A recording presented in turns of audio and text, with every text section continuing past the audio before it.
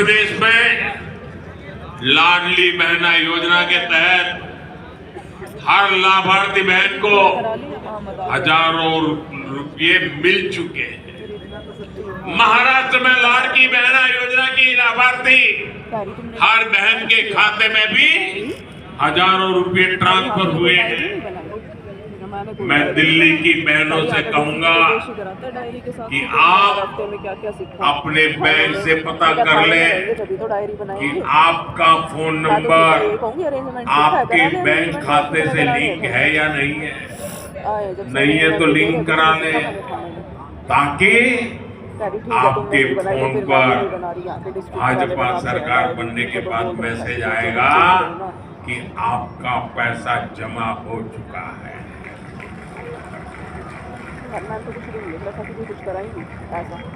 भाजपा सरकार की पहली कैबिनेट में ही बहनों के खाते में 2500 रुपया जमा करने का फैसला क्लियर हो जाएगा। और ये मोदी की गारंटी है।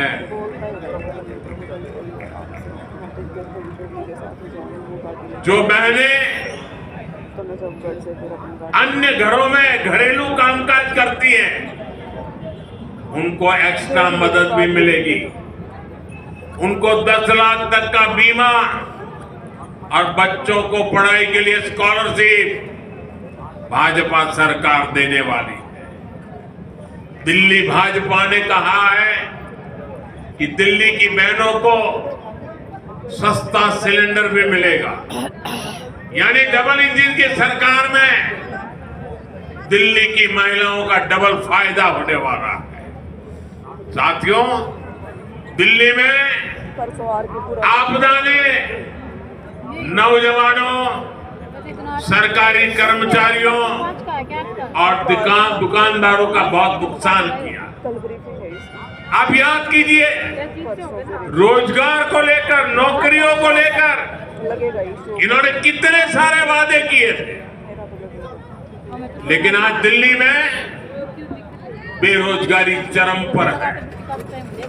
आपदा ने दिल्ली में मिडिल क्लास की कमर तोड़ दी। दिल्ली सरकार के कर्मचारी, एनसीडी के कर्मचारी परेशान है। उनको समय पर सैलरी नहीं मिल पाती। गेस्ट टीचर हो, होमगार्ड के साथी हो, हर कोई परेशान है।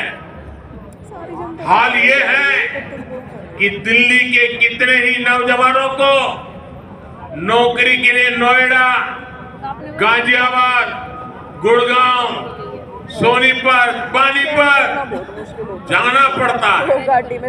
युवा साथियों, हरियाणा में देखिए, भाजपा सरकार ने बिना खर्ची, बिना पर्ची हजारों नौजवानों को सरकारी नौकरी देने का वादा किया था। सरकार बनते ही पहला काम हरियाणा की भाजपा सरकार ने यही किया। दिल्ली भाजपा ने लाखों सरकारी और प्राइवेट नौकरियों की घोषणा की। ये भी खिलाड़ियों के लिए अनेक संभावनाएं। आपदा ने तो आपको स्पोर्ट्स यूनिवर्सिटी के नाम पर धोखा दिया, लेकिन भाजपा सरकार यहाँ खिलाड़ियों के लिए उत्तम से उत्तम बेस्ट सुविधाएं बनाएगी। साथियों, भाजपा कर्मचारियों, व्यापारी, कारोबारियों, मिडिल क्लास के हर परिवार की हितैषी है। मिडिल क्लास को घर खरीदने के लिए भी भाजपा सरकार मदद दे रही है। अब दिल्ली के लाखों के पेंशनरों के लिए भी बहुत बड़ी घोषणा भाजपा सरकार ने की है। केंद्र सरकार ने 8वां वेतन आयोग गठित करने का फैसला लिया है। इससे दिल्ली के हजारों परिवारों को सीधा फायदा होगा। 53,600 साथियों, और दिल्ली देहात में बड़ी संख्या में हमारे किसान परिवार भी रहते हैं।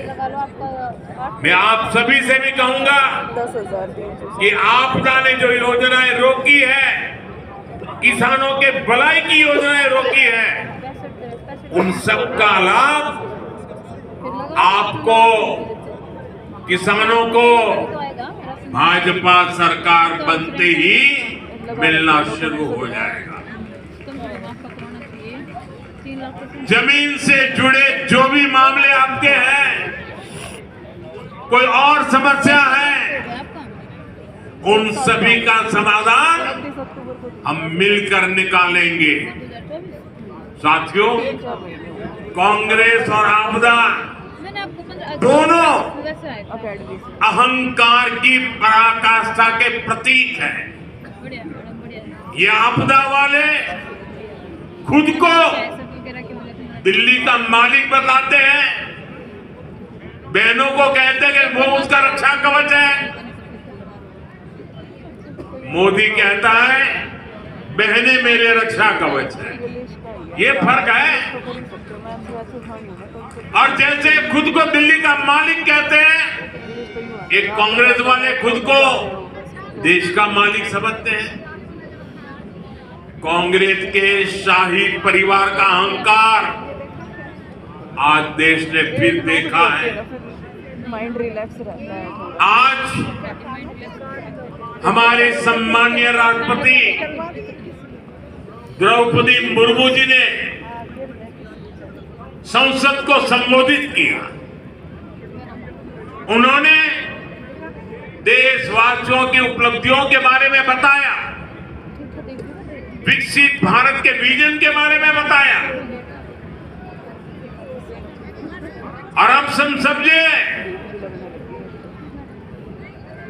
द्रौपदी मुर्मू जी उड़ीसा के जंगलों में आदिवासी परिवार से निकल करके यहां पहुंची है, क्या भाषण दिया।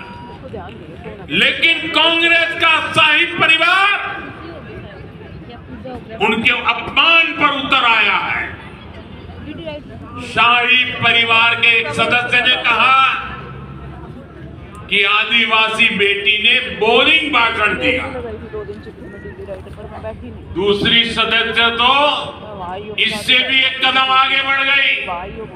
उन्होंने राष्ट्रपति जी को पुअर थिंग कहा, गरीब कहा और चीज कहा, थकी हुई कहा।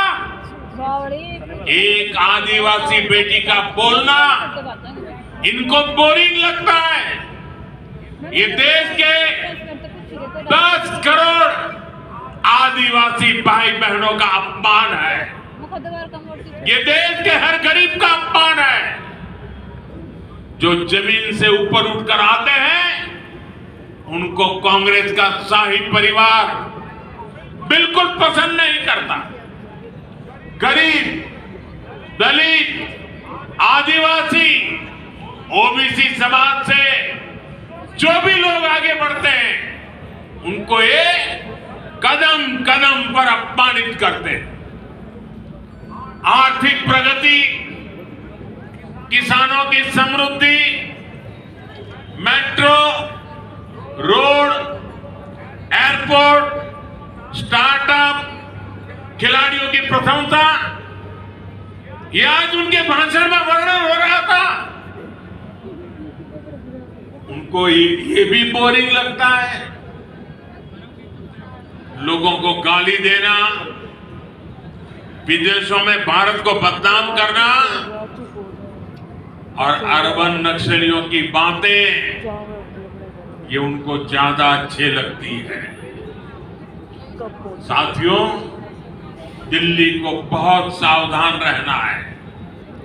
हार के डर से ये दोनों अहंकारी पर्दे के पीछे मिल चुके हैं। और इसलिए मैं दिल्ली वासियों से कहना चाहता हूं, मुझे आपकी सेवा करके मैं आपके लिए समय देना चाहता हूं और मैं आपसे सिर्फ इतना ही मांगता हूं कि 5 तारीख को घर से निकल के भारी संख्या में पोलिंग बूथ पर जाइए, गाजे बाजे के साथ जाइए। 20-20, 25-25 लोग ढोल थाली बजाते बजाते जाइए, घंटी बजाते जाइए। ये लोकतंत्र का उत्सव है, पूरे दिल्ली में उत्सव का माहौल दिखना चाहिए। और मुझे जो चाहिए, आप कमल के निशान पर बटन दबाइए। 5 फरवरी को कमल के निशान पर बटन दबाइए। साथियों, 5 फरवरी आपका भविष्य तय करने का दिन है। 5 फरवरी आपदा वालों का हिसाब करने का भी दिन है। साथियों, दिल्ली को दुनिया का सबसे शानदार शहर बनाने के लिए आपको वोट जरूर डालना है। अगर ठंड की स्थिति हो तो भी पहले मतदान होना चाहिए। पहले मतदान, फिर जलपान। जब तक मतदान नहीं करेंगे, जलपान नहीं करेंगे, इस मिजाज से काम करना चाहिए। दिल्ली में बदलाव लाना है तो वोटिंग के सारे रिकॉर्ड टूटने चाहिए। कमल निशान पर ज्यादा से ज्यादा वोट पड़ने चाहिए। याद रखिएगा, आपदा नहीं सहेंगे, बदल के रहेंगे। आपदा नहीं सहेंगे, आपदा नहीं सहेंगे, आपदा नहीं सहेंगे। मेरा एक काम करेंगे आप लोग, मेरा एक काम करोगे, जरा हाथ ऊपर करके बताइए, करेंगे? आप जब लोगों को मिलने के लिए जाए, घर घर जाए, और जरूर जाए, और जाए तो मेरी तरफ से कहना कि मोदी जी द्वारका आए थे। हर जगह पे तो जा नहीं सकते, लेकिन मोदी जी ने आपको प्रणाम कहा है। मेरा प्रणाम हर घर में पहुंचा देंगे, मेरा प्रणाम हर घर में पहुंचा देंगे। हर परिवार से मुझे आशीर्वाद मिलेगा, देश के लिए दौड़ने की नई ताकत मिलेगी। इतनी बड़ी तादाद में, इतने उत्साह और उमंग से भरे, इतने जोश से भरे आप सबका मैं हृदय से आभार व्यक्त करता हूं। मेरे साथ दोनों मुट्ठी बंद करके बोलिए, भारत माता की, भारत माता की, भारत माता की। बहुत बहुत धन्यवाद।